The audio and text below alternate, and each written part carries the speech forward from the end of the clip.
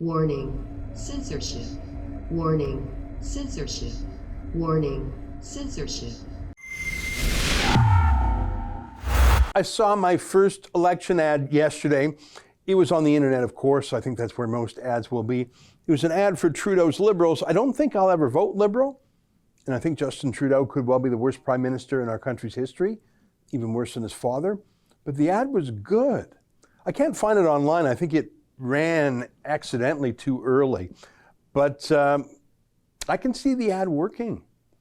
Gone is the ugly, I'm on permanent vacation, lazy beard and hairstyle that Trudeau had for a year, that he looked like he was always sleeping in, when he was just phoning in his work.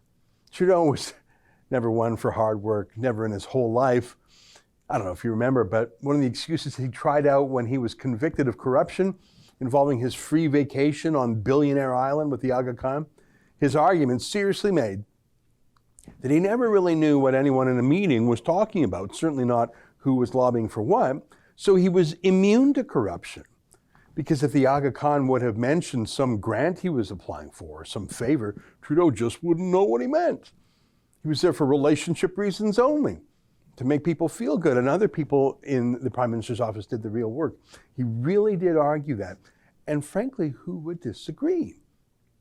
It's obviously what Trudeau is, a mascot. He has no work ethic.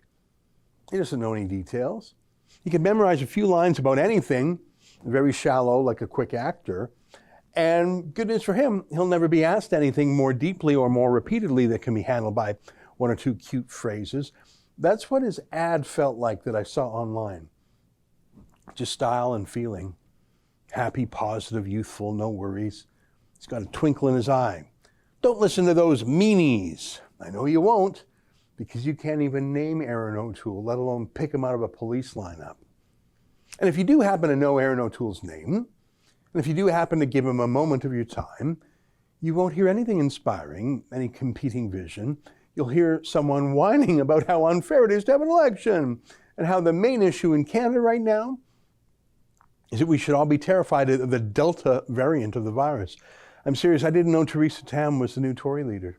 Canadians are worried about a fourth wave of COVID-19. The dangerous Delta variant is here, and we have to be ready. Now is not the time for an election. We can all wait and go to the polls when it's safe.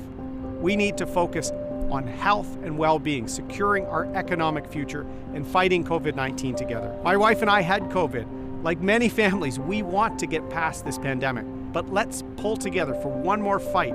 Let's beat COVID-19 and have an election when it's safe. Yeah, so people aren't paying attention to you at the best of times. Now you have their attention, perhaps for the first time ever. And you're talking about being afraid of the Delta variant? Really, that's your number one issue. So I think it's fair to say, I know your views about lockdowns and travel quarantines and even vaccine passports, because you're so terrified of the Delta variant. It's the most important topic you think we should know about. I've shown you this all the time. This is the daily stats. It's close to zero, the number of people dying from the virus in Canada these days. 55 deaths in the entire country in the entire last week. So on any given day, it's single digits. It's zero in half the country. How ironic, for 18 months, Trudeau has been the fearmonger. He's been the one locking us down, making travel horrendous with the COVID quarantine jails at airports. He's the one terrifying people, abiding civil liberties abrogations by mayors and provinces, allowing interprovincial check stops. He's gone full big pharma. He's been that guy, the malaise guy, the doomsday guy. Now he flips a switch and he's Mr. Hopeful and Happy. And I promise you, take this to the bank, he's timed an announcement with Joe Biden where he'll open up travel with the U.S. He'll make that announcement during the campaign as part of his platform. He was waiting for the election to do it. He's probably delayed it just for the election. He's going to be the guy to give you freedom back. And the Conservative candidate is the one telling you to be afraid. How did that happen? Oh, I think he's going to win, Trudeau. Here's a poll from Abacus. I think they tilt Liberal, but show me a poll that's fundamentally different from this. When was the last time the Conservatives were at 25% in the polls? What's their excuse? Erin O'Toole's been leader for a year. The party did better without a leader than with him as a leader. But why would he have support? How is he different from Trudeau? Carbon taxes? Check. Mass migration? Check. Pandering to Quebec? Check. The lockdowns? Check. Cancel culture? Like I say, he hasn't said a word against the new censorship proposals from Trudeau and Stephen Guilbeault. In fact, the last word on the subject was from his critic, Alain Reyes, supporting censorship. But on le voit pas dans le... But we don't see it in the bill. There's nothing in this bill that allows for the regulation of social media or platforms like YouTube. And it's clear, we would have liked to have seen this in the bill. The minister even says we have to find a way of preventing hate speech, conspiracy theories, and fake news that's shared. But right now in the bill, unfortunately, we won't even be able to amend it in that aspect, and because it's simply absent from the bill. Yeah, woo! Can hardly wait to put up a lawn sign for that guy. But what should we do? I mean, we can't vote for Trudeau. He'll continue to destroy so much of Canada, not just statues and symbols, but Canada's entrepreneurial spirit. He'll continue to punish the oil and gas sector and Alberta and Saskatchewan workers. He'll continue open borders mass migration. He'll continue to align with China, continue to obey the UN. This isn't a conspiracy theory, it's a conspiracy fact.